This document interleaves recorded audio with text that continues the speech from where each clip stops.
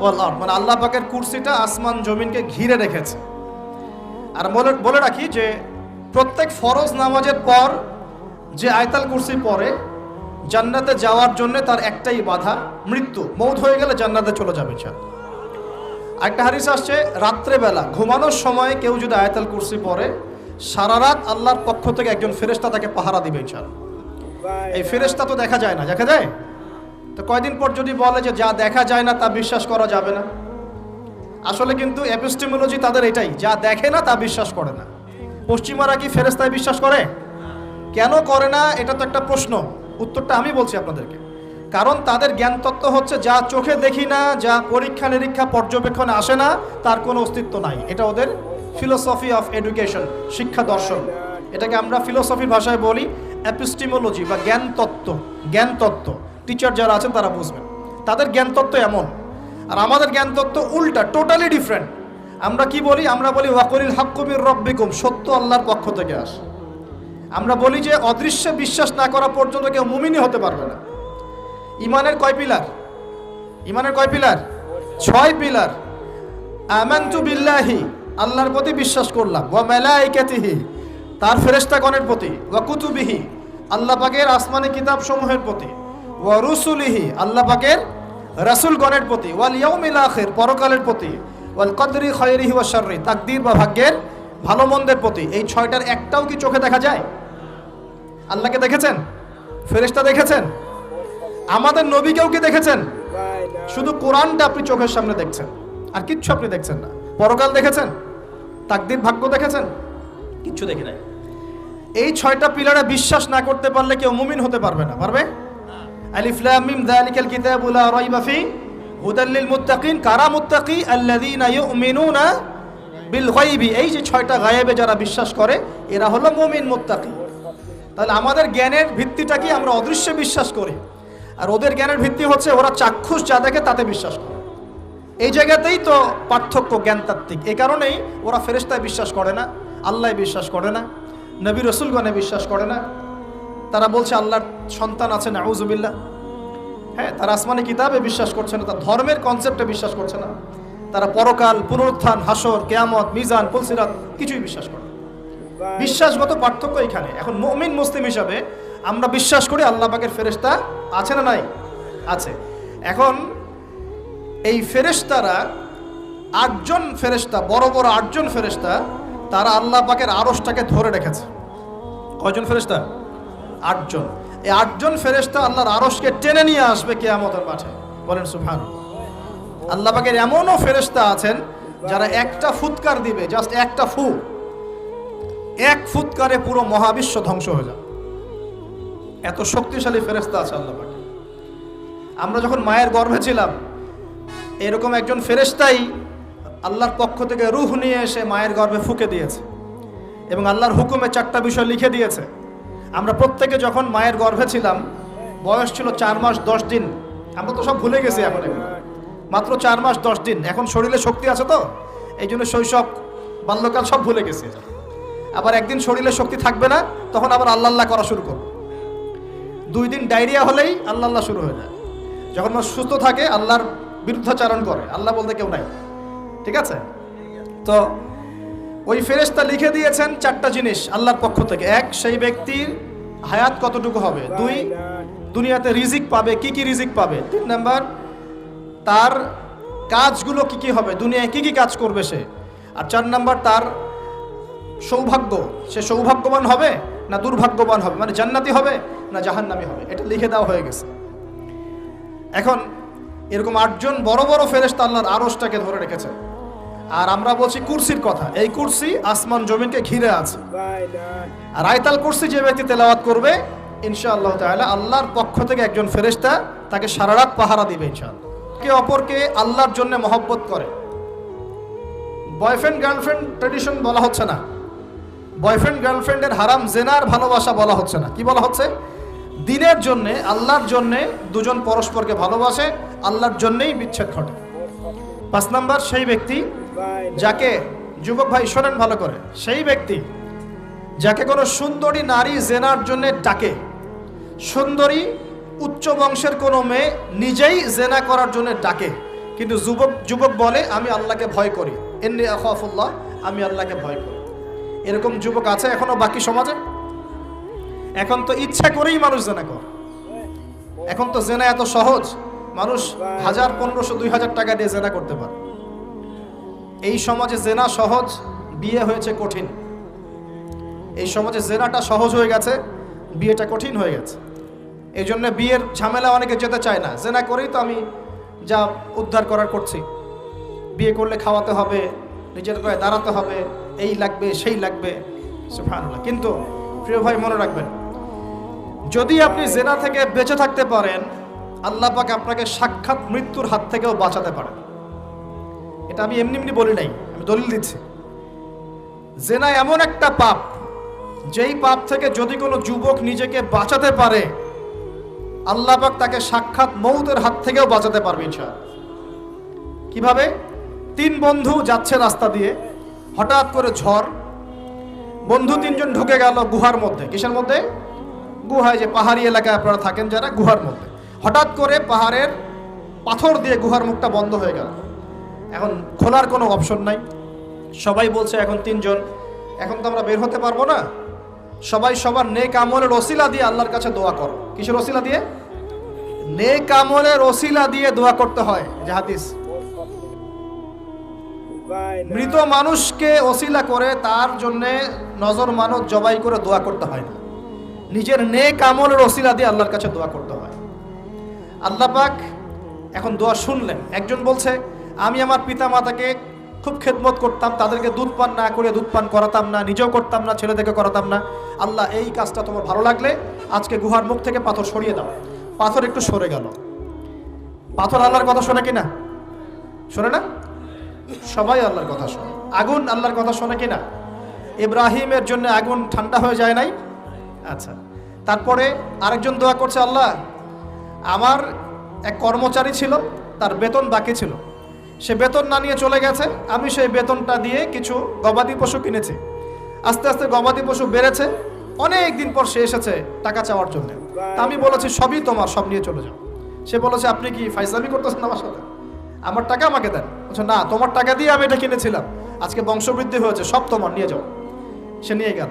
সে বলছে আল্লাহ এই কাজ যদি তোমার সন্তুষ্টির জন্য করে থাকি, আজকে আমাকে বাঁচাও। পাথর একটু সরে গেল। এবার তৃতীয় ব্যক্তি, এই ছেলে বলছে, যুবক ছেলে, আল্লাহ আমার একজন চাচাতো বোন ছিল। কে ছিল? এই যে বয়ফ্রেন্ড গার্লফ্রেন্ড, খালাতো বোন, চাচাতো বোন, এখন তো বিচ্ছিরি অবস্থা। এখন এমন একটা অবস্থা, পশ্চিমা সভ্যতার রিপোর্টগুলো পড়ে দেখি, ভাইও বোনের সাথে জেনা করে না। ওদের ওখানে নিজের আপন পিতার দ্বারাও মেয়ে সেক্সুয়াল হ্যারাসমেন্টের শিকার হয়। ওরা আমাদেরকে শেখায় এখন ভালো কোনটা মন্দ কোনটা, আর আমরাও আমাদের মাথাটা কবে যে বিক্রি করে দিলাম। ওদের কাছ থেকে ভালো মন্দ শিখতে হচ্ছে, কোরআন সুন্নাহ বাদ দিয়ে ওদের কাছ থেকে ভালো মন্দ শিখতে হচ্ছে। তো চাচাতো বোনকে সে খুব ভালোবাসতো, তাকে সে পেতে চাইতো, মানে তার সাথে সেক্সুয়াল সম্পর্ক করতে চাইতো। আমাকে 1000 বা 100 স্বর্ণ মুদ্রা দিতে পারো, দিনার, তাহলে আমি তোমার সাথে সেক্স করব, মানে জেনা করবো, নাউজুবিল্লাহ। তো সেই ছেলে অনেক কষ্ট করে এই টাকাগুলো বা এই দিনারগুলো অর্জন করে, কামাই করে, দিন রাত পরিশ্রম করে, ঠিক আপনারা যেমন করছেন। আর তো এরপর সে তার স্বর্ণ মুদ্রা দেয়, দিয়ে বলে যে এখন আমাকে আমার কাজ করতে দাও। তখন সেই মেয়ে রাজি হয়। ঠিক যে মুহূর্তে তারা সেক্সুয়াল সম্পর্কটা করবে, ঠিক ওই মুহূর্তেই এই মেয়ে বলে ওঠে, হে আল্লাহর বান্দা, আল্লাহকে ভয় করো। আমি সারা জীবন আমার সতীত্বকে ধরে রেখেছি, কাউকে দেইনি, আমি কারোর সাথে এরকম অন্যায় করি নাই, আমি খারাপ মেয়ে নই, তুমি আমার ইজ্জতটা নষ্ট করো না। কে বলছে কথা? মেয়ে। ওই অবস্থা থেকে কি একটা ছেলের উঠে আসা সম্ভব? এটা কি এতটাই সহজ? এটা কিন্তু সহজ না। সত্যি কথা বলতে এই বিষয়টা কিন্তু এতটাও সহজ না। যারা অবিবাহিত তারা হয়তো বুঝতে পারবে না, বিবাহিতরা বুঝতে পারছে। তো ওই অবস্থা থেকে সেই টাকাগুলো না নিয়ে সেই স্বর্ণমুদ্রা মেয়েকে দিয়ে ওখান থেকে সেই ছেলে উঠে আসে আল্লাহর ভয়ে। সে এখন গুহার মধ্যে আটকা পড়েছে, আল্লাহকে বলছে, আল্লাহ ওই দিন ওই কাজ যদি তোমার সন্তুষ্টির জন্য করে থাকি, আজকে আমাকে মৃত্যুর হাত থেকে বাঁচাও। সমস্ত পাথর ধপধপ করে সরে গেল গুহার মুখ থেকে। এটা কিন্তু কোনো গাল গল্প না, এটা বনু ইসরাইলের ঘটনা, সত্য ঘটনা। এই হাদিস থেকে আমি আপনাকে দলিল দিচ্ছি যে যদি জেনার মতো পাপ থেকে আপনি আমি সরে আসতে পারি, সাক্ষাৎ মৌত থেকে আল্লাহ বাঁচাতে পারে। প্রিয় ভাই, সেই যুবক আরশের ছায়া ছায়া পাবে যে তার যৌবনকালটাকে আল্লাহর পথে কাটিয়েছে, এবং যাকে কোনো সুন্দরী মেয়ে জেনার জন্য আহ্বান করে, সে বলে আমি আল্লাহকে ভয় করি। আমরা তওবা করি, আমরা কোনো প্রকার জেনার পাপে যাব না ইনশাআল্লাহ। যদি হারাম কোনো সম্পর্ক থেকে থাকে, আজকেই এই নাম্বার ডিলিট করে ফেলতে হবে। আল্লাহ পাক তৌফিক দান। ডিলিট করার আগে আবার ফোন করে বলেন না যে আজকে থেকে আর কথা বলবো না, তাহলে এই কথা আর কোনোদিন শেষ হবে না। একবারই বন্ধ, ডিসকানেক্টেড। কার জন্যে? আল্লাহর জন্যে। এবং এটা করার পরে আল্লাহকে বলতে হবে, আল্লাহ শুধু তোমার ভয়ে এবং তোমার সন্তুষ্টি পাওয়ার জন্যে আমি জেনা থেকে বেরিয়ে আসলাম। আল্লাহ তুমি আমাকে হেদায়েত দাও, ঈমান দাও, আমল দাও, এবং তোমার রাস্তায় আমাকে বেহিসাব রিজিক দাও। এবং নেককার কুমারী, নেককার প্রেমময়ী, তাকওয়াবান, মুত্তাকি একজন স্ত্রী আল্লাহ তুমি আমাকে দান করো। ইনশাআল্লাহ আল্লাহ পাক আপনাকে দান করো। আল্লাহ পাক দান করো। আল্লাহ পাকের জমিন প্রশস্ত, আল্লাহর হাত প্রশস্ত। আল্লাহর হাতকে সংকীর্ণ মনে করবেন না, আল্লাহর জমিনকে সংকীর্ণ মনে করবেন না। আল্লাহ পাক যাকে ইচ্ছা বেহিসাব রিজিক দিতে পারে ইনশাআল্লাহ। আল্লাহ পাক আমাদের সবাইকে বেহিসাব রিজিক দান করুন বলি আমিন। আর কে? আর সেই ব্যক্তি যে এত গোপনে দান করে, যার বাহাত জানে না ডান হাত কি দান করেছে, যার বাহাত জানে না ডান হাত কি দান করেছে। আমাদের মতো নয় যে 10,000 টাকা দান করলে সবাইকে না জানানো পর্যন্ত ঘুম হচ্ছে না, এমন নয়। দান এমন গোপনে করে যে তার বাহাত জানে না ডান হাত কি দান করছে। আল্লাহ পাক আমাদের সবাইকে গোপনে দান করার তৌফিক দেন। এর মানে এই না যে প্রকাশ্যে দান করা যায় না, প্রকাশ্যেও দান করা যায়। অন্যকে উৎসাহিত করার জন্যে প্রকাশ্যেও দান করা যায়, কিন্তু গোপন দান আল্লাহর কাছে অনেক বেশি পছন্দের। আর 7 নাম্বার সেই ব্যক্তি যে নীরবে নিভৃতে গোপনে আল্লাহর কথা স্মরণ করে কাঁদে এবং তার চোখ দিয়ে অশ্রু প্রবাহিত হয়। এই 7 শ্রেণীর মানুষকে আল্লাহ পাক কিয়ামতের মাঠে আরশের ছায়া ছায়া দিবে ইনশাআল্লাহ। আমরা কি পেতে চাই? আল্লাহ পাক এই আরশ সবার আগে সৃষ্টি করেছেন। তারপর কি সৃষ্টি করেছেন? কলম। কি? কলম। কলম সৃষ্টি করে আল্লাহ পাক বলেছেন উকতুব, লিখো। কলম বলছে মাযা আকতুব, আমি কি লিখবো? আল্লাহ বলছেন কিয়ামত পর্যন্ত যা হবে সব লিখো। লাউহে মাহফুজে কলম লেখা শুরু করেছে, কিয়ামত পর্যন্ত যা হবে সব লেখা হয়ে গেছে অলরেডি। অতএব রিজিক নিয়ে আপনার টেনশন করার কোনো দরকার নাই। যা লেখা হয়েছে পাবেন ইনশাআল্লাহ। যদি হালাল পথে চান হালাল পথে পাবেন, হারাম পথে চাইলে হারাম পথে পাবেন। আপনি যা তাকদিরে আছে এর বাইরে আপনি কিছু পাবেন না, যতই চেষ্টা করেন। আল্লাহ পাক আমাদের সবাইকে তাকদির নিয়ে সন্তুষ্ট থাকার তৌফিক দান করুন। আমরা কি তরবারের জোরে ইসলাম প্রচার করেছি, নাকি আদর্শের জোরে হয়েছে? আদর্শ দেখে, মুসলিমদের চরিত্র দেখে, তাদের চারিত্রিক মাধুর্য দেখে, কোরআন সুন্নাহর প্রামাণ্যতা দেখে লক্ষ লক্ষ মানুষ ইসলাম কবুল করেছে আলহামদুলিল্লাহ, এখনো করছে আলহামদুলিল্লাহ।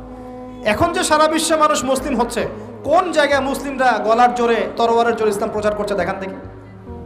এখন কি বিশ্বে মানুষ মুসলিম হচ্ছে না? হচ্ছে কি না? পশ্চিমা সভ্যতায় মানুষরা মুসলিম হচ্ছে না? এখন কি আমরা যুদ্ধ করছি? তরবারি দিয়ে ওদেরকে ধরে রেখেছি, এই ইসলাম কবুল কর, এটা বলেছে?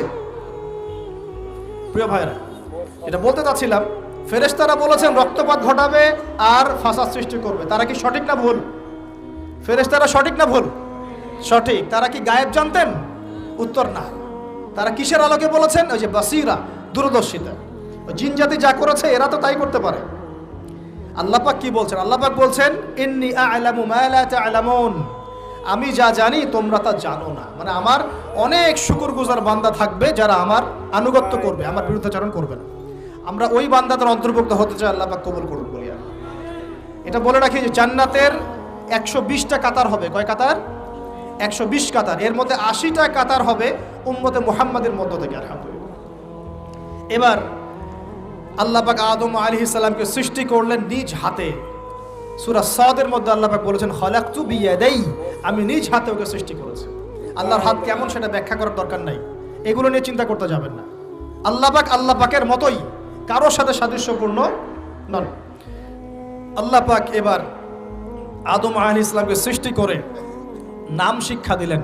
ওয়াল্লামা আদামাল আসমাআ কুল্লাহা, এই মহাবিশ্বের যত জ্ঞান আল্লাহ পাক আদম আলাইহিস সালামকে শিক্ষা দিলেন। বলেন সুবহানাল্লাহ। এখান থেকে দলিল পেলাম আমাদের পিতা বানর থেকে হয় নাই, আমাদের পিতাকে আল্লাহ পাক সৃষ্টি করেছে। আমাদের পিতাকে কে সৃষ্টি করেছেন? আল্লাহ রাব্বুল আলামিন। তাও আবার নিজ হাতে, মানে কি? ভালোবাসা দিয়ে, ভালোবেসে, মহব্বতের সাথে। এই খলাকতু বিয়াদাই, আমি নিজ হাতে সৃষ্টি করেছি, এই কথা মানুষ ছাড়া, আদম আলাইহিস সালাম ছাড়া অন্য কারোর জন্য আল্লাহ পাক বলেন নাই। অন্য সবার জন্য আল্লাহ পাক বলেছেন ইযা আরাদা শাইআন আইয়াকুলা লাহু কুন ফায়াকুন। যখন আল্লাহ পাক কিছু করতে চান খালি বলেন কুন, হও, ফায়াকুন, হয়ে যায়। ওখানে আল্লাহ পাক বলেন নাই সাগর সৃষ্টি করেছে হাত দিয়ে, এই গ্রহ নক্ষত্র সৃষ্টি করেছে আমার হাত দিয়ে। আল্লাহ পাক এমনটা বলেন নাই। আদম আলাইহিস সালামকে আল্লাহ পাক কত মহব্বত করেন, আল্লাহ পাক বলছেন যে আমি তাকে আমার নিজ হাতে সৃষ্টি করেছি। আর আজকে তোমরা শেখাচ্ছ মানুষকে, আস্তাগফিরুল্লাহ, যে মানুষ বানর থেকে হয়ে যায়। কত বড় কুফরি, কত বড় শিরক, কত বড় লজ্জা। নিজের সম্মান মানুষ নিজে ভাবে নষ্ট করতে পারে, নিজের সম্মান নিজে নষ্ট করতে পারে। আমাদেরকে আল্লাহ সৃষ্টি করেছেন আদম আলাইহিস সালাম থেকে। তারপরে যান, শুধু সৃষ্টি করেন নাই, আল্লাহ পাক সমস্ত নাম শিক্ষা দিয়েছেন। নাম মানে এখানে শুধু নাম, মঙ্গল, নেপচুন, প্লুটো এগুলো না। নাম মানে হচ্ছে জ্ঞান। নাম মানে কি? জ্ঞান। একটা এক্সাম্পল দেই, যখন আপনি বাচ্চাকে বলেন যে A for Apple, A for কি? অ্যাপল যে শিখাচ্ছেন, অ্যাপল বলতে কিন্তু সে শুধুমাত্র একটা ওয়ার্ড শিখে না, ও কিন্তু শিখে অ্যাপল মানে একটা এমন কিছু যেটা খেতে হয়। কি করতে হয়? খেতে হয়। যখন আপনি শেখান এ ফর অ্যান্ট, ও বুঝতে পারে অ্যান্ট হচ্ছে একটা সৃষ্টি, এটা চলাচল করে, কালো কালো দেখতে, ও কিন্তু মাথার মধ্যে ওটা ছবি এঁকে নেয়। তো এটা নাম মানে শুধু নাম না, জ্ঞান। আল্লাহ পাক আদম আলাইহিস সালামকে সমস্ত জ্ঞান শিক্ষা দিলেন। আল্লামাল ইনসান মা লাম ইয়ালাম, আল্লাহ বলছেন আমি মানুষকে সেই জ্ঞান শিক্ষা দিয়েছি যা মানুষ জানতো না। মানে আমরা সৃষ্টিগতভাবে জ্ঞানী ছিলাম না, আল্লাহ পাক জ্ঞান শিক্ষা দিয়েছেন।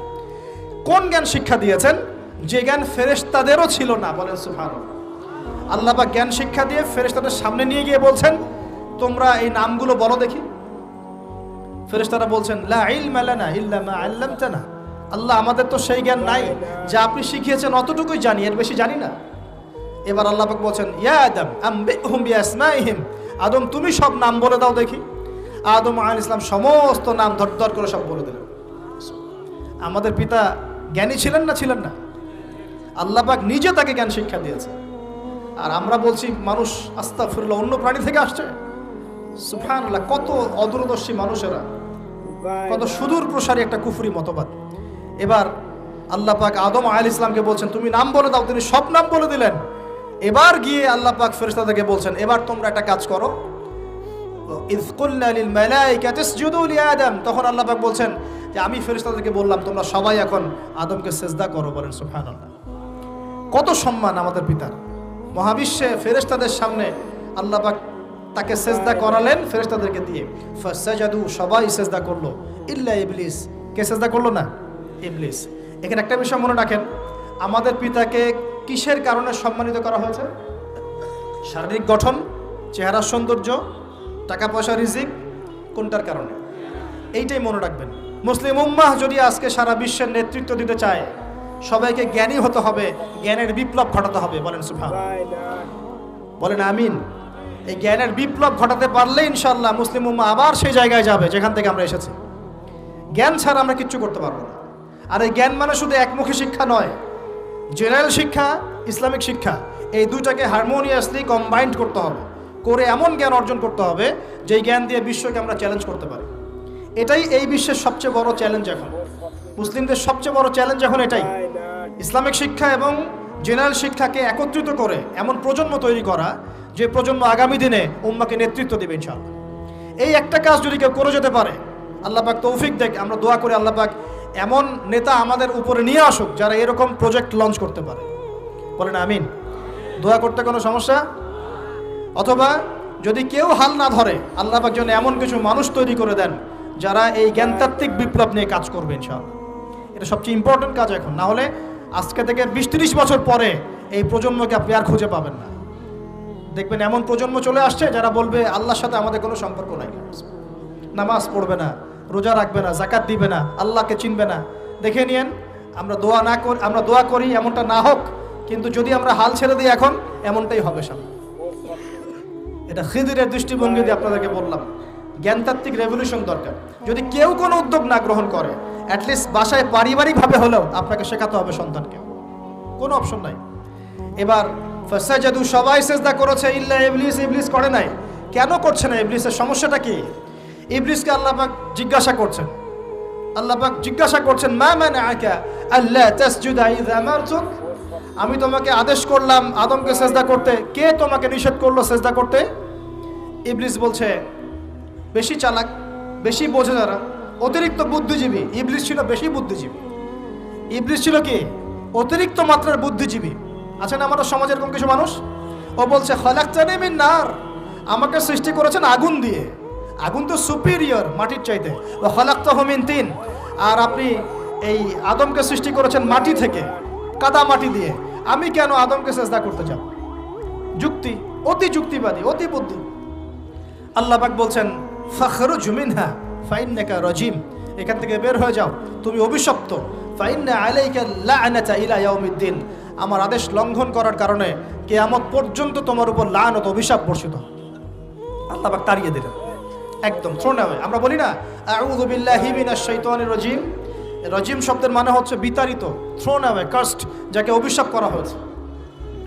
এবার ভালো করে শোনেন প্রিয় ভাইরা, ইবলিসের এই স্টেটমেন্টগুলো শোনেন। এবার ইবলিস বলছে রব্বি আনজিরনি ইলা ইয়াউমি ইউবআসুন, এই স্টেটমেন্টটা ভালো করে শোনেন। ইবলিস বলছে রব্বি, হে আমার রব। ইবলিস বলছে রব্বি, হে আমার রব। ইবলিস বলছে রব্বি, হে আমার রব, আমাকে অবকাশ দিন, আনজিরনি, আমাকে অবকাশ দিন, ইলা ইয়াউমি ইউবআসুন, কিয়ামত দিবস পর্যন্ত। ইবলিস আল্লাহকে বিশ্বাস করে কি করে না? ইবলিস আস্তিক না নাস্তিক বলেন? ইবলিস বলছে রব্বি, রব্বি মানে কি? হে আমার রব। রব্বি মানে রব না, রব্বি মানে আমার রব। রব্বুন মানে রব, রব্বুহু তার রব, রব্বুহুম তাদের রব, রব্বুকা মানে তোমার রব, রব্বুকুম মানে তোমাদের রব, রব্বি মানে কি? আমার রব, রব্বুনা আমাদের রব। এটা গ্রামার, বুঝতে পারছেন? ইবলিস বলছে রব্বি মানে কি? হে আমার রব, আনজিরনি, আমাকে অবকাশ দিন, ইলা ইয়াউমি ইউবআসুন, কিয়ামত দিবস পর্যন্ত। ইবলিস আস্তিক না নাস্তিক? তাহলে এখন বলেন তো, আমরা যারা দুনিয়াতে আল্লাহকে অস্বীকার করছি তারা ইবলিসের চেয়ে বড় না ছোট? দলিল দিলাম তো, নাকি এমনি এমনি বললাম? আচ্ছা, আল্লাহ পাক বলছেন যাও, ফাইন্নাকা মিনাল মুনজারিন, তোমাকে অবকাশ দেয়া হলো, কারণ কিয়ামত পর্যন্ত সময় আল্লাহর কাছে খুব বেশি কিছু না, একদিনেরও কম, অল্প সময়, একটা সকাল একটা সন্ধ্যার মতো। ঠিক আছে, দিলাম, যাও। এবার ইবলিস চ্যালেঞ্জ করছে। এই চ্যালেঞ্জটা আমাদের সবাইকে মনে রাখতে হবে, সারা জীবন ইবলিসের এই স্টেটমেন্টটা মনে রাখতে হবে। সেটা কি? ইবলিস বলছে ফাবিমা আগওয়াইতানি, সূরা আরাফ পড়ে দেখবেন। ইবলিস বলছে ফাবিমা আগওয়াইতানি, আপনি যে আদমের কারণে আমাকে আজকে বের করে দিলেন জান্নাত থেকে, লাআকুদান্না লাহুম সিরাতাকাল মুস্তাকিম, আমি সেই আদমের সরল পথে ওত পেতে বসে থাকবো, চুপটি ঘাপটি মেরে বসে থাকবো, ঘাপটি মেরে ওর জন্য বসে থাকবো। আর সুম্মা লাতিয়ান্না মিন বাইনি আইদিহিম, আমি অবশ্যই তার সামন থেকে আসবো।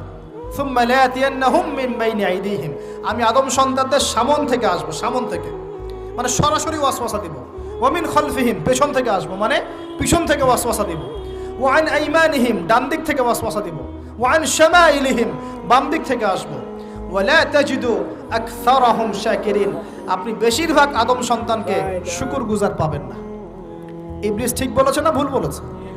বেশিরভাগ মানুষ নামাজ পড়ে না, বেশিরভাগ মানুষ সুদ খায় কি খায় না, বেশিরভাগ মেয়ে এখন বেপরদায় চলে কি চলে না, বেশিরভাগ মানুষ এখন অন্যায় করে কি করে না, বেশিরভাগ মানুষই আল্লাহ থেকে দূরে চলে। ইবলিস কিন্তু ঠিকই বলেছে, ঠিক বলে নাই?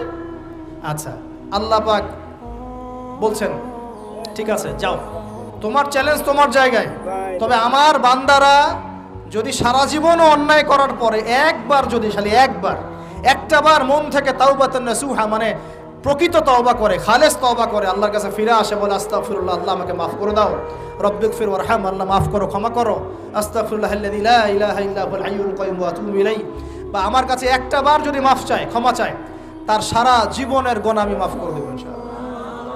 আর কি চাই? ওই যে বললাম না, আমাদেরকে ভালোবেসে আল্লাহ সৃষ্টি করেছেন। এবার ইবলিস চলে গেল, আর আদম আলাইহিস সালামের পাজর থেকে আল্লাহ পাক সৃষ্টি করলেন হাওয়া আলাইহিস সালাম। বলে সুবহানাল্লাহ। কারণ সঙ্গিনী ছাড়া আমরা চলতে পারবো না। পারবো? যারা চিরকুমার সঙ্গে নাম লেখাচ্ছ, এগুলো থেকে বের হয়ে আস। এখন চিরকুমার থাকার টেন্ডেন্সি মানুষের, চিরকুমার থাকতে হবে কেন? সঙ্গীর দরকার আছে কি নাই? আছে। একা একা লাগে, মানুষ একা একা চলতে পারে না। ইব্রাহিম আলাইহিস সালাম একা চলে আসছেন, তার সাথে সারা আলাইহিস সালাম ছিলেন। আমাদের নবীজি যখন একা, তার সাথে খাদিজা রাদিয়াল্লাহু আনহা ছিলেন। ঠিক আছে? ঠিক একইভাবে আদম আলাইহিস সালাম একা একা জান্নাতে, আল্লাহ পাক তার পাঁজর থেকে সৃষ্টি করলেন কাকে? হাওয়া আলাইহিস সালাম। বলে রাখি, হাওয়া আলাইহিস সালাম ছিলেন পৃথিবীর সবচেয়ে সুন্দরী নারীদের একজন। দুজন নারীকে সবচেয়ে সুন্দরী বলা হয়। কয়জন? একজন হাওয়া আলাইহিস সালাম, আর একজন ইব্রাহিম আলাইহিস সালামের স্ত্রী সারা আলাইহিস সালাম।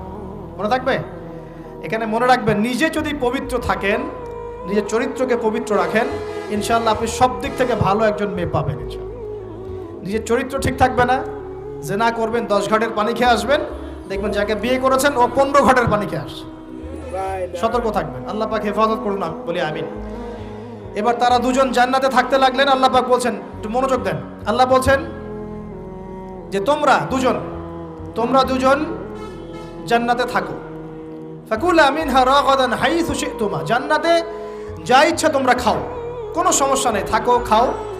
ওয়ালা তাকরাবা হাদিহি শাজারা, কিন্তু একটা আদেশ করছি তোমাদেরকে, এই যে গাছটা দেখছো, এই গাছের কাছেও যাবে না। শব্দগুলো বোঝার চেষ্টা করো। আল্লাহ পাক বলছেন না যে গাছের ফল খাবে না, আল্লাহ পাক বলছেন গাছের কাছেও যাবে না। ঠিক যেমন আল্লাহ বলছেন ওয়ালা তাকরাবু আমওয়ালাল ইয়াতীম, এতিমের মালের কাছেও যাবে না। আল্লাহ বলছেন না এতিমের মাল খেও না। আল্লাহ বলছেন ওয়ালা তাকরাবু জিনা, জেনার কাছেও যেও না। আল্লাহ কিন্তু বলছেন না জেনা করো না। ঠিক একই ভাষায় আল্লাহ পাক বলছেন ওয়ালা তাকরাবা হাদিহি শাজারা, তোমরা দুজন এই গাছের কাছেও যাবে না। That's all. আর কোনো সমস্যা নাই, জান্নাতে থাকো।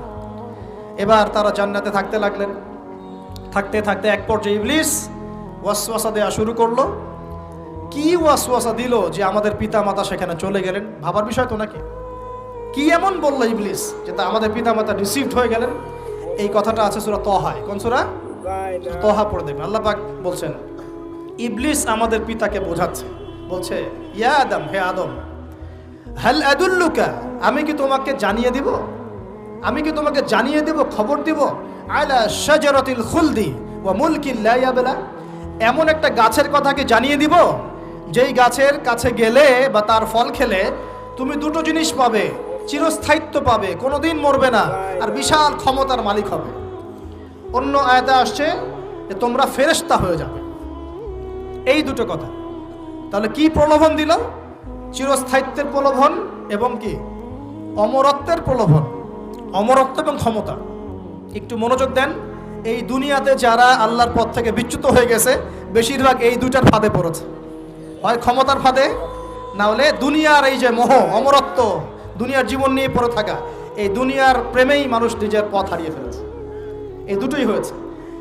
এক পর্যায়ে পিতা মাতা চলে গেলেন, ফল খেয়ে ফেললেন। যদিও বা ফল খাওয়ার কথাটা কোরআনে নাই, কোরআনে আছে তারা গাছের কাছে চলে গেলেন।